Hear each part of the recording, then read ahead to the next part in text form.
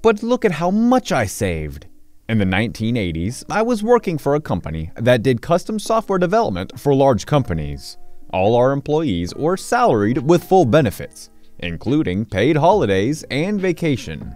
I was an account manager responsible for a bunch of our people working on a project client site. This was a very important project for our biggest client, generating several $1,000,000 in revenue.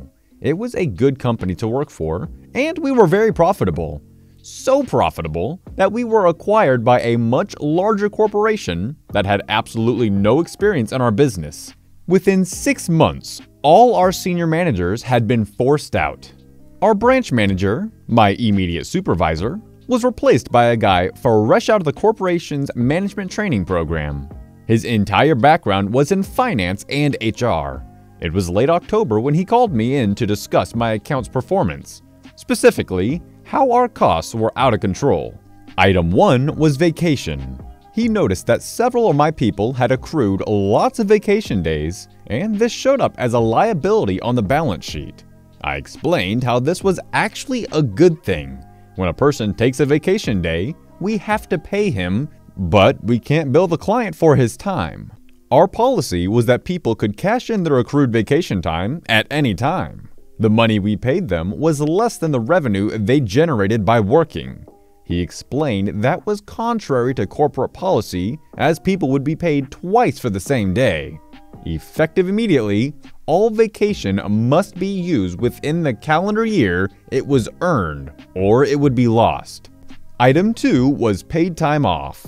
We had no formal policy covering personal and sick days. I told my troops that I expected them to be at work every day, but if they needed to leave early or take a day off for some personal business, or because they were sick, I was okay with that, and they'd get paid.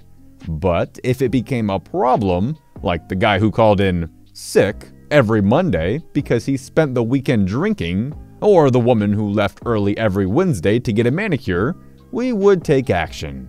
While we did have a couple people who were out sick for a relatively long time, most took 2 or 3 days each year. Sorry, that was against our policy. Effective immediately, all employees will receive 5 personal/sick days each year. And again, it was use 'em or lose 'em. Item 3 was overtime. He couldn't believe we were paying salaried people for working overtime. I explained again, this is a good thing. When a client asks our people to work overtime, we billed for those hours. Since we'd already factored all our overhead into the hourly billing rate, the profit margin on overtime hours was a lot higher than normal hours. He couldn't grasp that. As far as he was concerned, salaried people do not get paid for overtime. I said if we stop paying overtime, people will stop working it, and we will lose revenue. He didn't believe that. He assumed that everyone would happily put in the extra time for free. Effective immediately, we would no longer pay for overtime. Item 4 was the killer. There was a guy on my project, Rich, who was widely regarded as a true expert on the software platform we were using. He literally wrote a book on the subject and taught a class at the community college. We managed to land this project because we agreed that Rich would be assigned to it. Because he was so good, we were able to bill him out about twice as much as the other people on the project. His salary was also a lot higher than the others. According to the official corporate salary guidelines, Rich's salary was way above the max for his pay grade. I was told to replace him with someone cheaper. At this point, I knew that arguing was a waste of time. The next day, I told my troops about the new policy regarding vacation, personal time, and overtime. They were less than pleased. I reminded them that this was the end of October, and they had to use all their accrued vacation and personal days before year end. I got our recruiters looking for someone to replace Rich. In mid-December, my new manager asked me again why Rich was still on the payroll. I said we were looking for a replacement, but it was impossible to find someone with his expertise and credentials. He said I had to get Rich off the payroll before year end, and we'd worry about finding a replacement in January. In February, I attended a meeting of all the account managers. In attendance was our area manager, our branch's manager's boss. Branch manager proudly reported that he had eliminated overtime and the vacation backlog. He had also reduced headcount. Rich was not the only high-value employee to be let go. Then, his boss asked why revenue was down almost 20%. Branch manager had no explanation and blamed the sales staff. I raised my hand and explained that everyone took their accrued vacation, which for my account alone was more than 200 billable days. Since the new policy went into effect, almost everyone took their 5 days. Finally, the elimination of overtime resulted in a loss of almost 20 billable days. Since our average daily billing rate was $500, my account generated $150,000 less revenue than the previous quarter. All the other account managers reported similar numbers. Then I said that my entire project was about to be canceled. We had missed a key deadline because so many people had taken time off. But the biggest problem was Rich's termination. The contract specifically said that Rich would be assigned as a technical lead. Since he was no longer our employee, we were in breach of the contract and the client was going to pull the plug. Within a week, the new branch manager was transferred to another division in another state, where he could happily count paper clips and rolls of toilet paper. And Rich was brought back as an independent contractor. He knew the position we were in and demanded a considerable increase, driving our profit margin on him to almost zero. But the damage was done. The new policies on vacation and overtime remained in effect, and we all started leaving to work for our competition. Within 2 years, corporate shut it down completely.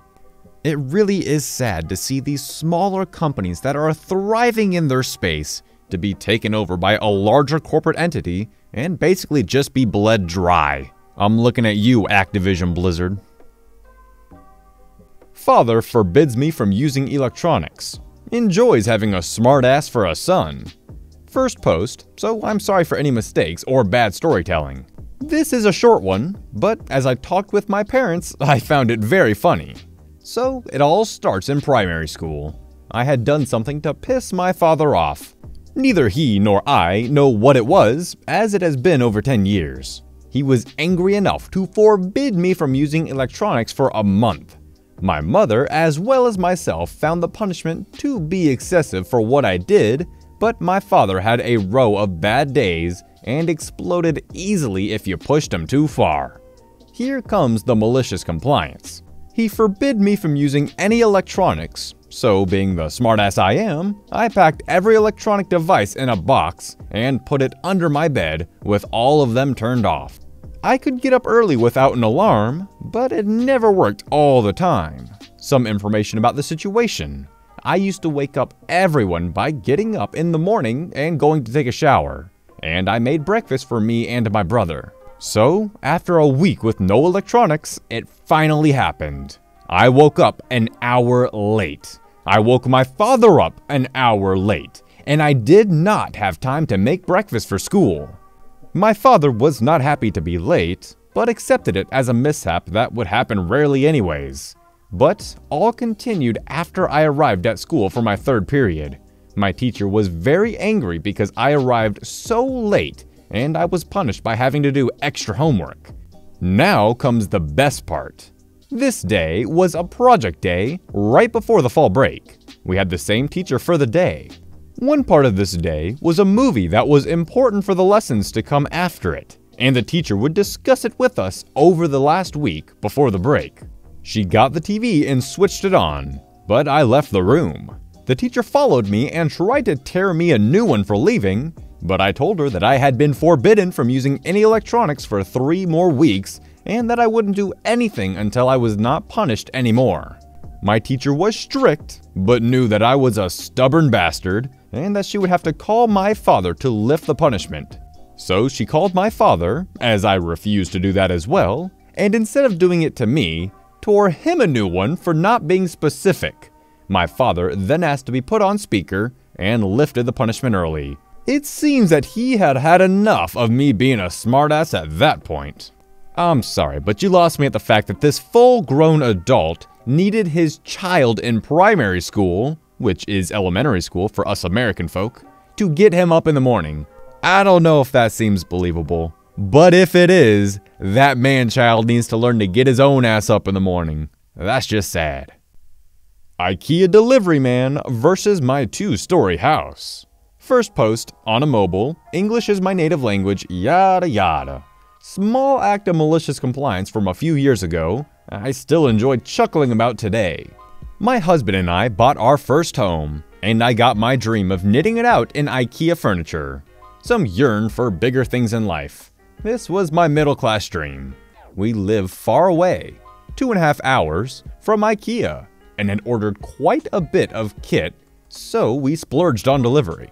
Delivery day arrives, and the truck rolls up to our house. Now we have a 2-story house and had ordered 2 wardrobes, a bed, mattress, armoire for upstairs, and 6 bookcases with doors, a large lounge chair, 12 wall cabinets, and a large TV cabinet for downstairs.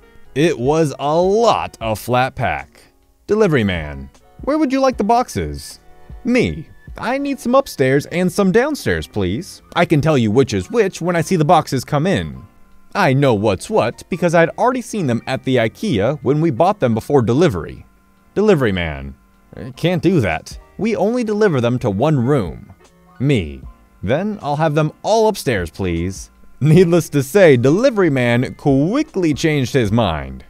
We've been getting a lot of stories on this subreddit lately that's neither malicious nor are they complying to anything, but this one is so satisfying. Short, sweet, to the point, and some great malicious compliance, so thank you. Well done. Alright guys, that's gonna wrap it up for today. I hope you enjoyed the video, and if you did and you're new around here, maybe consider subscribing. And if you really liked it, maybe give it a thumbs up and a share. Anyways, I'll see you in the next one. Oh, and a couple people have been asking where the camera's gone. And quite frankly, it's gone nowhere. Just gotten kind of lazy. I wanted to do some videos with and some videos without it. It's just obviously most videos have been without it lately. So for that, I apologize, but the camera is going nowhere. Don't worry about that. Anyways, see you later. Peace out.